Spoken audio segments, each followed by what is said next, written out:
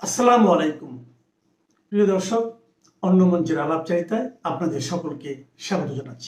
নমস্কার। আজ 26শে জানুয়ারি 2026। 1950 সালের আজকের দিনে স্বাধীন ভারত গ্রহণ করেছিল তার সংবিধান, যাত্রা শুরু করেছিল প্রজাতন্ত্র হিসেবে। সমস্ত দর্শক শ্রোতা বন্ধুদের ভারতের 77তম প্রজাতন্ত্র দিবসের প্রীতি শুভেচ্ছা ও অভিবাদন জানাই। এবার শুরু করছি খবরের অন্তরালের খবর নিয়ে ক্যালকাটা ডায়ালগসের আজকের প্রতিবেদন। আমি মনোজ দাস। আবার নজরে উঠে এসেছেন বাংলাদেশ সেনাবাহিনীর প্রধান জেনারেল ওয়াকারুজ্জামান।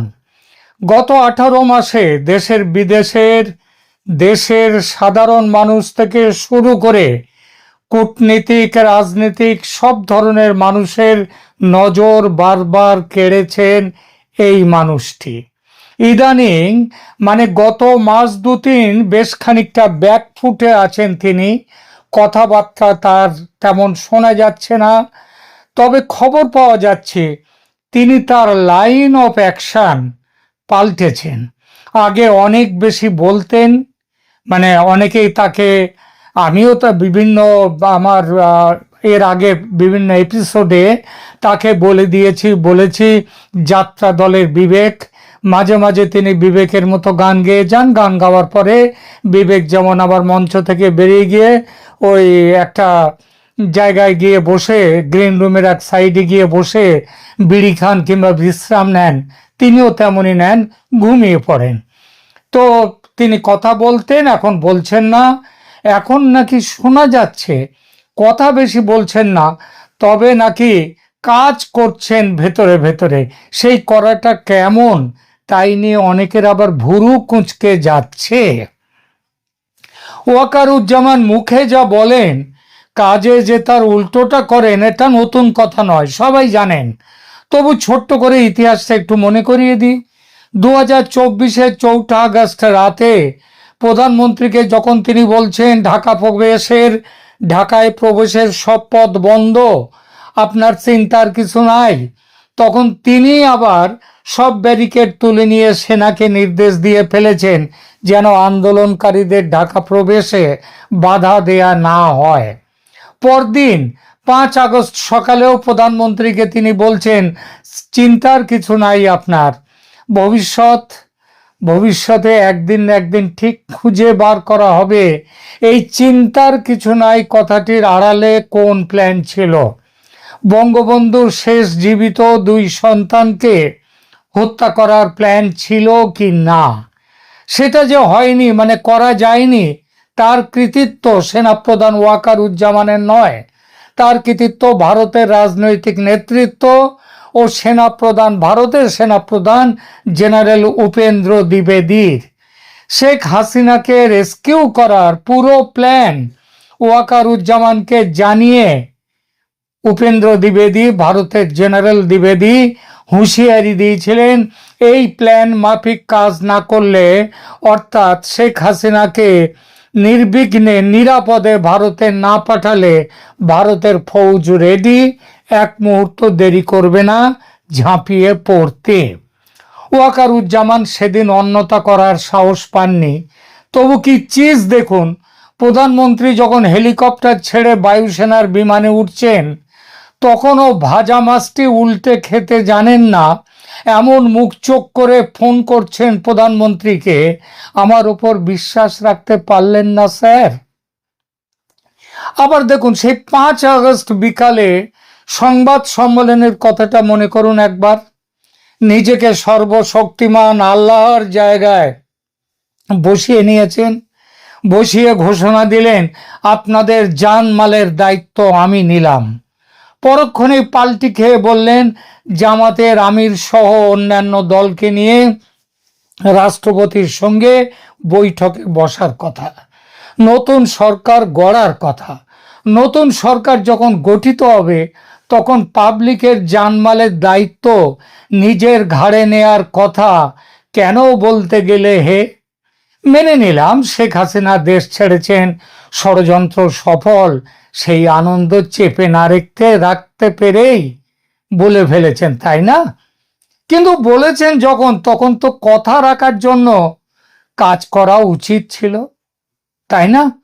কিন্তু জেনারেল সাহেবের জন্মই তো কথা না রাখা, বড় বড় বুকনি মারা, অথচ কাজের বেলা লবডঙ্কা আর বিশ্বাসঘাতকতার লগ্নে জন্ম। তাই ম্যাজিস্ট্রেসি পাওয়ার নিয়ে মাঠে নেমেছে সেনাবাহিনী, কিন্তু মবের রাজত্বে দেশের সাধারণ মানুষের প্রাণ ওষ্ঠাগত। ওয়াকারুজ্জামানের মুখে কুলুপ। যদিও গোপালগঞ্জে ছাত্র নেতাদের বাঁচাতে সেনাবাহিনীর সেই তৎপরতা, গুলিবর্ষণ, নির্বিচারে মানুষ খুন করাতে তার জুড়ি কিন্তু নেই। কি ব্যবস্থা নেওয়া হয়েছে?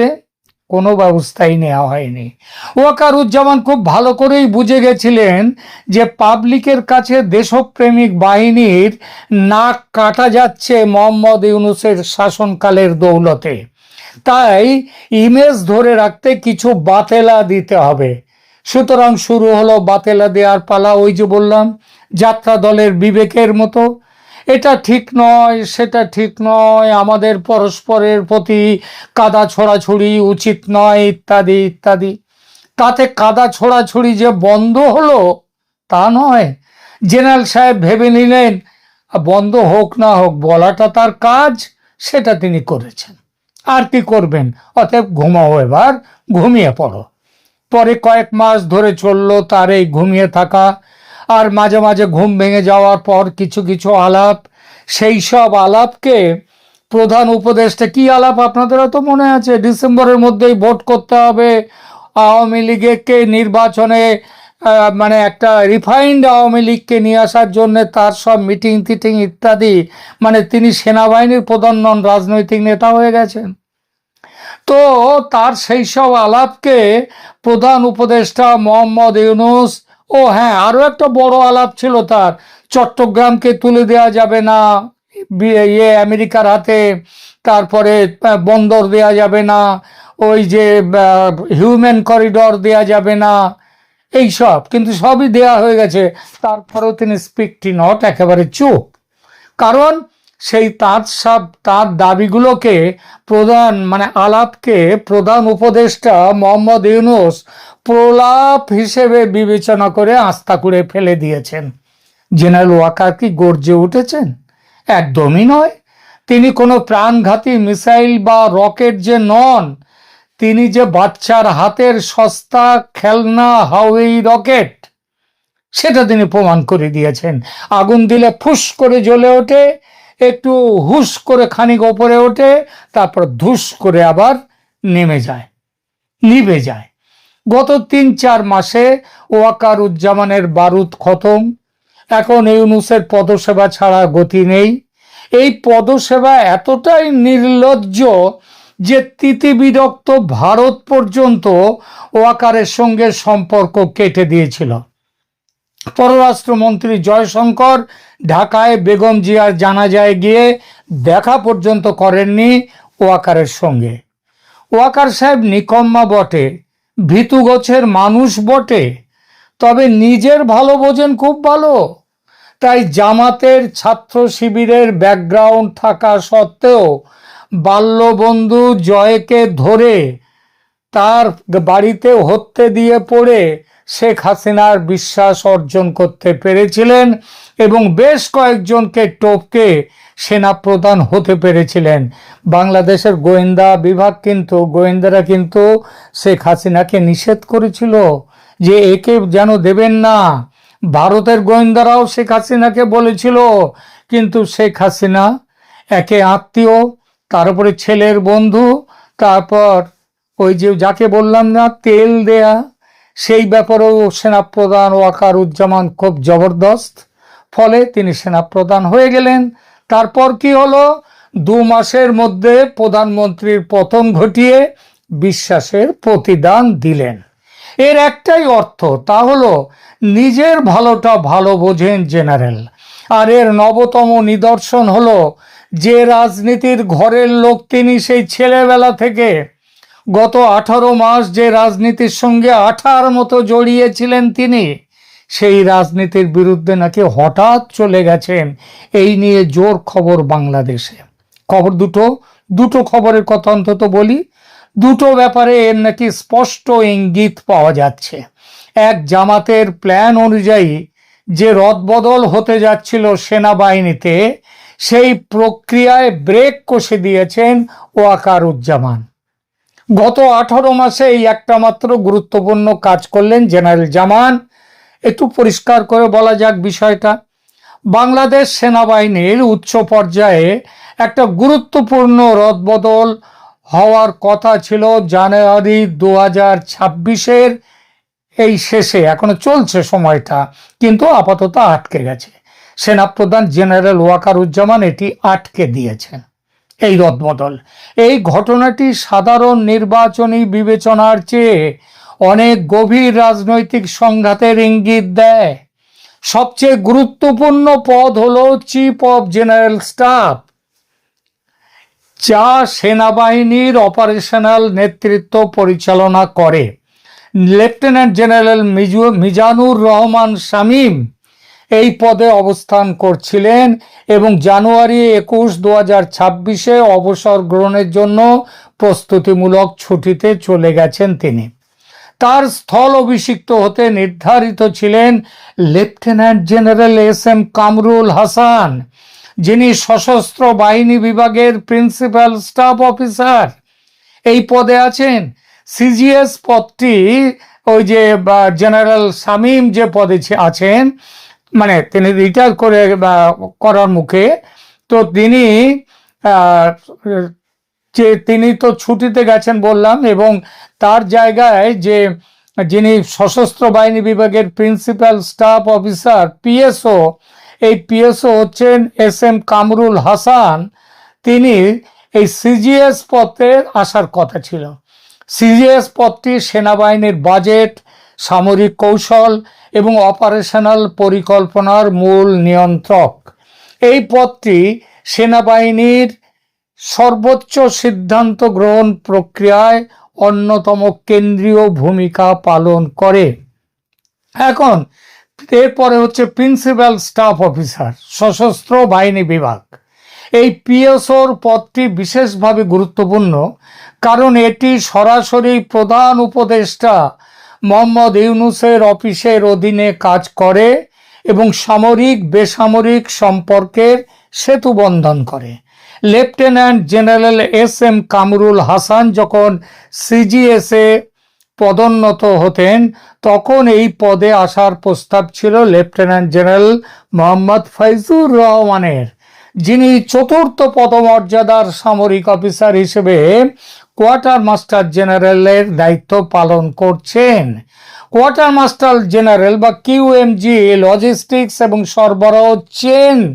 সরবরাহ চেন পরিচালনার দায়িত্বে এই পদটি লেফটেন্যান্ট জেনারেল ফয়জুর রহমানের থেকে এটা লেফটেন্যান্ট জেনারেল মইনুর রহমানের কাছে হস্তান্তরিত হওয়ার প্রস্তাব ছিল। লেফটেন্যান্ট জেনারেল মইনুর রহমান তখন সেনা প্রশিক্ষণ ও মতবাদ কমান্ড, যেটা 8 ডক, তার জেনারেল অফিসার কমান্ডারের দায়িত্বে। জাতীয় প্রতিরক্ষা কলেজ এছাড়া NDC, তার যে commandant lieutenant general Mohammad Shahinul Haque, যিনি সেনাপ্রধানের পরে সব থেকে বয়োজ্যেষ্ঠ বা সিনিয়র মোস্ট অফিসার, তিনি NDCর কমান্ড্যান্ট পদে ছিলেন। তিনি জানুয়ারি 2027 পর্যন্ত পদে থাকার নির্ধারিত সেবাকাল পূর্ণ করার আগেই অবসরে তাকে পাঠাবার চেষ্টা চলছিল। এছাড়া পদাতিক বিভাগের জেনারেল অফিসার কমান্ডারদের প্রস্তাবিত রদবদলে অন্তত 4টি পদাতিক বিভাগের কমান্ডারদের স্থানান্তর বা ট্রান্সফার জড়িত ছিল। যেমন 9ম পদাতিক বিভাগ সাভার, যেটা সব থেকে গুরুত্বপূর্ণ পদাতিক বিভাগ, মেজর জেনারেল সারোয়ার ফরিদ এই পদে তার আসার কথা ছিল। তিনি আগে ছিলেন, ফরিদ আগে ছিলেন জাতীয় নিরাপত্তা গোয়েন্দা বিভাগের পরিচালক জেনারেল। এছাড়া একাদশ পদাতিক বিভাগের বগুড়ার মেজর জেনারেল নাজিম উদ্দিন দাওলার জন্য একটা নিয়োগ ছিল এবং বগুড়া এলাকার কমান্ডার হিসেবে তারও পদোন্নতি প্রস্তাবিত ছিল। এছাড়া 24তম পদাতিক বিভাগ, সেখানে মেজর জেনারেল মোহাম্মদ আসাদুল্লাহ মিনহাজুল আলমকে লেফটেন্যান্ট জেনারেল পর্যায়ে পদোন্নত করার প্রস্তাব ছিল। এই সমস্ত রদবদল পাকিস্তানের আইএসআই ও জামাতের পরিকল্পনা অনুযায়ী তৈরি ছিল লিস্ট, কিন্তু একেবারে শেষ মুহূর্তে এসে আটকে গেল। রদবদল স্থগিত যে হয়ে গেল, এর কারণটা কি, প্রেক্ষাপটটা কি? গুরুত্বপূর্ণ বিষয় হলো যে এই রদবদলটি সাধারণ নির্বাচনী বিবেচনায় স্থগিত হয়নি, বরং সেনাপ্রধান যদিও সেই কথাটাই বলছেন যে নির্বাচনের আগে এই ধরনের এটা করা উচিত নয়, কারণ তাতে অন্যরকম বার্তা যায়, সুতরাং এটা বন্ধ রাখা হোক, এতে তিনি এটা আটকে দিয়েছেন। কিন্তু আসল কারণ হলো সেনাপ্রধান ওয়াকারুজ্জামান এটা আটকে দিয়েছেন কারণ তিনি এটিকে একটি নরম অভ্যুত্থান বা সফট কু হিসেবে চিহ্নিত করেছেন। এই কুয়ের মধ্যে কারা জড়িত? বিভিন্ন সামরিক অফিসারদের সাথে প্রত্যক্ষভাবে জড়িত জাতীয় নিরাপত্তা উপদেষ্টা খলিলুর রহমান। তিনি আমেরিকার সিআইএ এবং আইএসআই এর সাথে মিলেমিশে এই রদবদলের যে ব্লু প্রিন্ট তৈরি করেছিলেন। তিনি লেফটেন্যান্ট জেনারেল কামরুল হাসানকে সিজিএস এবং লেফটেন্যান্ট জেনারেল ফৈজুর রহমানকে পিএসও পদে রাখার পরিকল্পনা করেছিলেন, যা সামরিক বাহিনীর ওপর বেসামরিক নিয়ন্ত্রণ শক্তিশালী করত। অর্থাৎ সামরিক বাহিনীর যে ক্ষমতা হস্তান্তর হয়ে যেত বেসামরিক সরকারের হাতে। খলিলুর রহমান জামাতি ইসলামের সাথে সংযোগ স্থাপন করেছেন। অনেকেই বলছেন যে তিনি নাকি বিএনপির সাথেও একটা সমঝোতায় এসছেন, এটা যদিও সত্যি নয় বলেই আমার মনে হয়। এবং ফেব্রুয়ারি 12 নির্বাচনে একটি সম্ভাব্য ভবিষ্যৎ সরকারে তিনি যাতে এনএসি হিসেবে তার অবস্থান সুরক্ষিত রাখতে পারেন তারও চেষ্টা করেছেন, সেই চেষ্টাই এগুলো করেছেন। কিন্তু এত সাধারণ কারণ তিনি নন, তিনি তো মূলত আমেরিকার মানুষ। লেফটেন্যান্ট জেনারেল ফৈজুর রহমান, যিনি জামাতে ইসলামীর খুব ঘনিষ্ঠ বলে পরিচিত, তিনি পিএসও থেকে পরবর্তীকালে সেনাপ্রধানের পদে উন্নীত হওয়ার মুখে ছিলেন পরিকল্পনা মাফিক। এই পরিস্থিতিতে জেনারেল ওয়াকারুজ্জামান, যিনি 2027 জুন পর্যন্ত পদে থাকার কথা যার, তিনি নিজের ভবিষ্যৎটা আক্রান্ত দেখতে পেয়েছেন এবং সেনাবাহিনীর স্বাধীনতা বজায় রাখার কারণ দেখিয়ে ও let a new government come and take the decision, এই কথা বলে এই রদবদল তিনি প্রতিরোধ করেছেন। রদবদলের ব্যর্থতার কি ফলাফলটা, সেটাও দেখার মতো। জানুয়ারি 21-22 এই কয়েকদিন আগেই লেফটেন্যান্ট জেনারেল শামীম এলপিআরে প্রবেশ করার সময় সেনাপ্রধান এই পদক্ষেপটি দ্রুত আটকে দিয়েছেন। লেফটেন্যান্ট জেনারেল শামীম সেনা দপ্তরে একটি আনুষ্ঠানিক বিদায় অনুষ্ঠান পেয়েছিলেন, তবে পদোন্নতির ব্যবস্থা এখন অপূর্ণ রয়ে গেছেন। অবসরকালীন অবস্থায় অফিসাররা পুরো আর্থিক সুবিধা পান, কিন্তু কোনো আনুষ্ঠানিক দায়িত্ব রাখেন না। এই রদবদলের পরিকল্পনা সামরিক প্রতিষ্ঠানের অভ্যন্তরীণ ভারসাম্য নিয়ে গভীর উদ্বেগ প্রকাশ করে। সেনাবাহিনী দীর্ঘদিন ধরে বাংলাদেশের রাজনীতিতে একটা বড় ভূমিকা পালন করেছে। এই যে 5ই আগস্টের যে ঘটনা, সেটাও সেনাবাহিনী মূলত ছিল তার পেছনে। এই ধরনের, তারপরেও যদি এই ধরনের সিদ্ধান্তগুলো, সেগুলো অনেক বড় কৌশলগত এবং রাজনৈতিক প্রভাব রেখে দেয়। তাহলে শেষ বিচারে কি দাঁড়ায়? বাংলাদেশ সেনাবাহিনীর শীর্ষ পদে নির্ধারিত রদবদলে সিজিএস, পিএসও, কিউএমজি সহ মূল পদগুলো জড়িত ছিল, যা একযোগে 3 থেকে 4 জন লেফটেন্যান্ট জেনারেলকে প্রভাবিত করত। এই রদবদলটি সাধারণ প্রশাসনিক ব্যবস্থার চেয়ে বেশি একটা রাজনৈতিক কৌশল ছিল, যা সেনাপ্রধান হস্তক্ষেপ করে ব্যর্থ করে দিলেন। আগেই বলেছি, এটা বাংলাদেশের বর্তমান রাজনৈতিক পরিস্থিতিতে খুবই বিরল ঘটনা। ওয়াকারুজ্জামান এই প্রথম ভেস্তে দিলেন আইএসআই জামাত ইউনূসের বড়সড় পরিকল্পনা। আরও একটা কাজ করেছেন ওয়াকারুজ্জামান, সেটা এরকম: জামাতের পরিকল্পনা ছিল ভোট কেন্দ্র লুটপাট করে গায়ের জোরে নির্বাচনকে সপক্ষে নিয়ে আসা, গণভোটে হ্যাঁ ভোট পেয়ে জিতে সংবিধানকে গুরুত্বহীন করে দেশটাকে আফগানিস্তান করে তোলা, সংসদ ভোটে জিতে ক্ষমতা কুক্ষিগত করা। এর জন্য দরকার ছিল কি? জামাতের প্ল্যান ছিল সেনাবাহিনীকে ভোট কেন্দ্র থেকে দূরে সরিয়ে রাখা। এখানেও বাদ সেধেছেন ওয়াকারুজ্জামান। সরকার এবং জামাতের নিষেধ সত্ত্বেও সেনাপ্রধান সিদ্ধান্ত নিয়েছেন সমস্ত বুথ থাকবে সেনার প্রত্যক্ষ নিয়ন্ত্রণে। এই সিদ্ধান্তেও জামাত রুষ্ট। এখন প্রশ্ন, জেনারেল জামানের হলোটা কি? তিনি কি আবার ডিগবাজি খেতে চলেছেন, নাকি এটাও তার আর একটা ছলনা, যেরকম ছলনাতে তিনি রীতিমতো সিদ্ধহস্ত? কূটনীতির বিশ্লেষকরাও ঠিক বুঝতে পারছেন না যে ওয়াকারের মনে কি আছে। একদলের বক্তব্য, ওয়াকারুজ্জামান বুঝেছেন সব দ্বিধা দ্বন্দ্ব ঝেড়ে ফেলে বাংলাদেশে চরম কোনো ব্যবস্থার সিদ্ধান্ত নিয়ে ফেলেছে ভারত। আর দেরি না করে তাই ওয়াকারুজ্জামান ভেবেছেন তাকেও একটা চূড়ান্ত সিদ্ধান্ত নিতে হবে। ভারতকে ছাড়া বাংলাদেশের বাঁচা যে সম্ভব নয়, পাকিস্তান কিংবা আমেরিকা কেউই যে বাংলাদেশকে বাঁচাতে পারবে না, সেটা ভালোই জানেন জেনারেল। গত 1.5 বছর একাধিকবার বলেছেন সে কথা। তবু নিজের আখের গোছাতে একই সঙ্গে ইউনূস এবং ইউনূসের জামাতের সঙ্গে সম্পর্ক রেখে চলেছেন। কিন্তু এখন দেখছেন আর সেভাবে চলা সম্ভব নয়। দু নৌকোয় পা রেখে আর চলা সম্ভব নয়। ভোটে জামাত জিতলে তার চেয়েও ওবিডিয়েন্ট সার্ভেন্ট, ওয়াকারুজ্জামানের চেয়েও ওবিডিয়েন্ট সার্ভেন্ট